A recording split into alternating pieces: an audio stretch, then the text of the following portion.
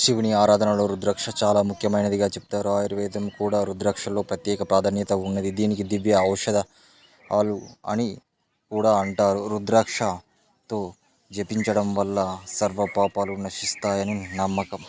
రుద్రాక్ష అనే పదం సంస్కృత పదం రుద్ర మరియు అక్షం నుండి ఉద్భవించింది. రుద్ర అనేది శివునికి మరొక పేరు మరియు అక్ష అంటే కన్నీటి చుక్కలు అంటే శివుని కన్నీరు అని అర్థం. ఈ వీడియో మీకు నచ్చినట్టయితే please like and share, subscription my channel. పురాణాల ప్రకారం చంద్రఘంట మాతను పార్వతీదేవి వివాహ రూపంగా భావిస్తారు. ధైర్యం, నిర్భయత్వం చంద్రఘంట మాత ప్రతీకగా భావిస్తారు. పురాణాల ప్రకారము పార్వతీదేవి వివాహం ఆడేందుకు పరమేశ్వరుడు హిమవంతుని రాజభవనానికి చేరుకున్నాడు. తన తల్లి అయిన మైనాదేవి అతని అసాధారణ అవతారాన్ని చూసి మూర్ఛపోయింది. ఎందుకంటే పరమేశ్వరుని మెడలో సర్పం ఉంది, తన కురులు చిందరవందరగా ఉన్నాయి.